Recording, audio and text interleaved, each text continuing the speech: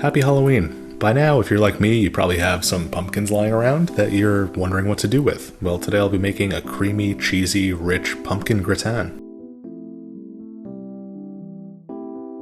To get started, you need a pumpkin. Any baking pumpkin will do, and most gourds will work as well. You could use a kabocha, butternut squash, anything you find in your grocery store that somewhat resembles a pumpkin. I'm gonna cut that in half and scoop out the seeds.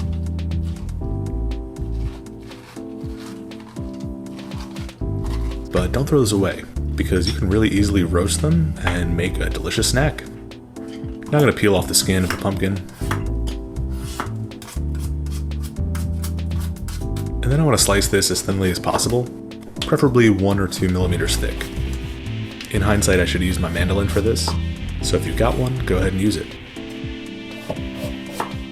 Now into a saute pan, I'm going to throw 2 tablespoons or about 15 grams of butter. And I'll melt that over medium heat. Once it's all melted, I'm going to dump in my pumpkin.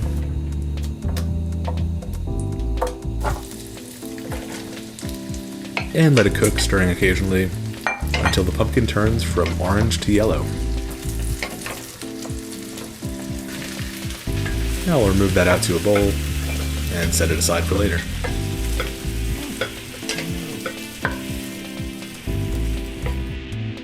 Now, when I was researching recipes for pumpkin gratin, I found one in Larousse Gastronomique that includes layers of rice that have been cooked in beef stock, which sounds really interesting. So I'm gonna make a beef stock from scratch. Feel free to use store-bought, but I think this will come out much better. The only beef bones the store had in stock were these marrow bones, which actually should take things up a notch. And luckily they have a decent amount of meat on them, so that'll amp up the beefy flavor. So I'll throw those into a pot. I'll add a few halved onions, a few cloves of smashed garlic,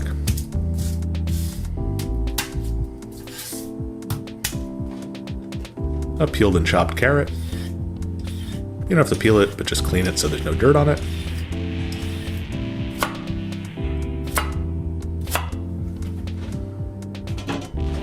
A few stalks of chopped celery,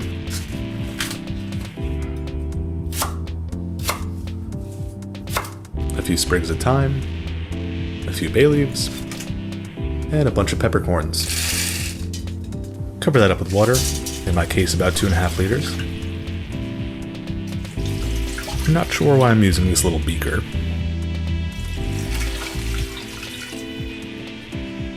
I'll bring that up to a boil. Cover it up, and let it go for at least an hour. While that's going, I'll work on another layer of the gratin. I wanted to add in some sauteed onions, just to amp up the savoriness of this dish. I'm going to use my mandolin to get these razor thin, so they basically melt into a jammy consistency. I'll add 15 grams of butter into a skillet, and add in the onions.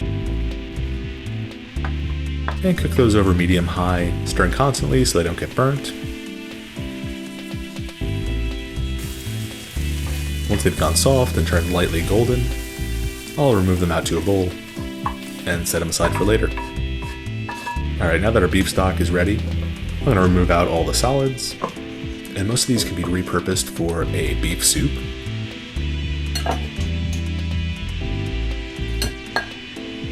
So I'm going to strip the bones of their marrow and their meat.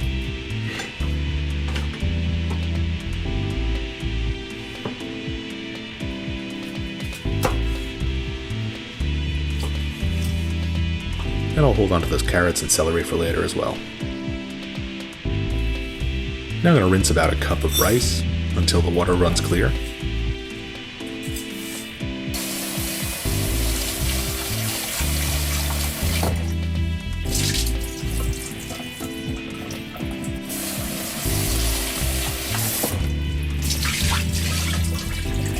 I'll dump that into a pot and cover it with beef stock until the height of the liquid is about 1 knuckle higher than the surface of the rice.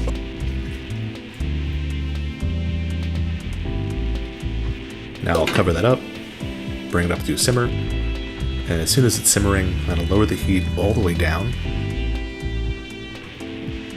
and let that go for 15 or 20 minutes.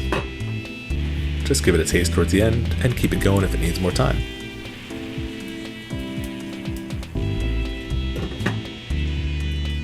And wow, this rice has picked up a ton of flavor from that beef stock. I may have to start cooking my rice like this in the future. Alright, with our layers ready, we can start assembling the gratin. Now, normally we use a gratin dish, which is a shallow and wide casserole dish, but here I'll be using a souffle dish instead, so mine will probably have more layers than a traditional gratin. I'm going to start by greasing the souffle dish with butter.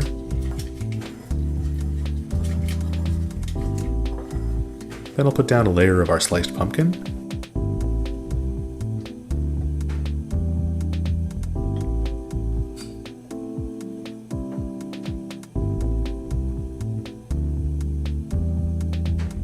Followed by a layer of rice, which I'll break apart and spread as thinly and evenly as possible.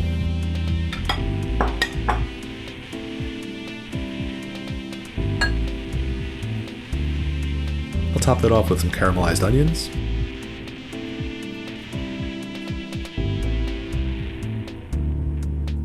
Now we need to add the cheesy, creamy liquid that we're going to pour over the top of this. So into a food processor, I'll add 3 eggs, about 250 mils of heavy cream, some cheese. I'm using whatever kind of cheese I had in my cheese drawer. I lost the label for this one, but it is a soft, presumably melty, slightly funky kind of cheese. You can use Gruyere, Jack, a young provolone, anything in that range of textures. And for some added sharpness, I'll add in some Parmesan.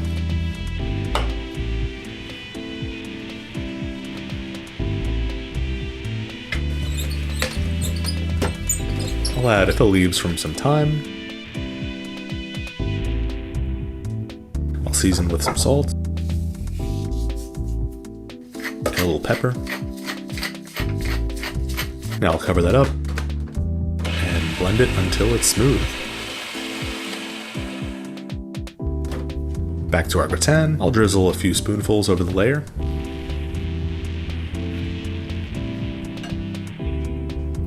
And now I'll repeat the process. A layer of pumpkin, a layer of rice,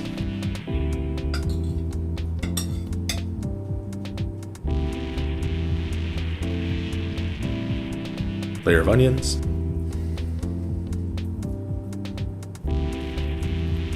and a drizzle of cream.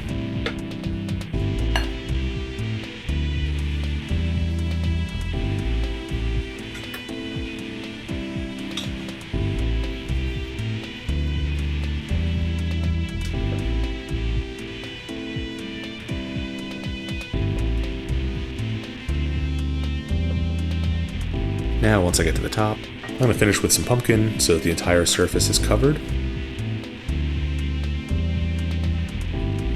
I'll pour on the remainder of the cream. And now I want a crumbly top for this, so into a pan, I'm going to throw another 15 grams of butter.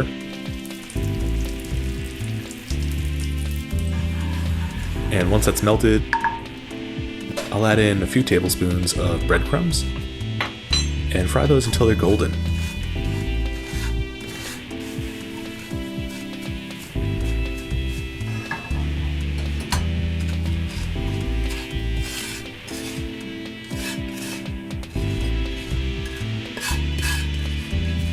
Now I'll sprinkle those on top.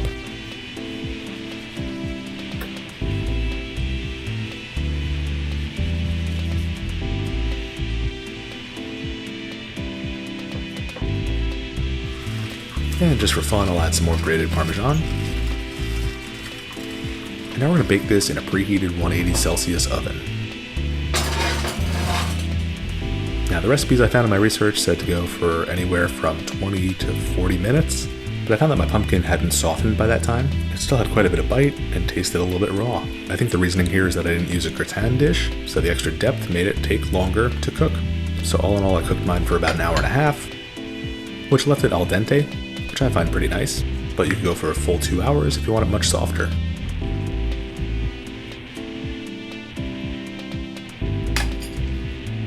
And wow, this turned out amazing. It's so creamy, it's so cheesy, and it's so savory. The beef stock and the rice comes through, the onions come through, the thyme cuts through all the richness and fattiness. and there is a delicate pumpkin flavor, but honestly you could do this with potatoes and it would turn out just as good. So I hope you give this a try, and let me know in the comments what other ways you used your pumpkins this year. See you guys next time. Cheers.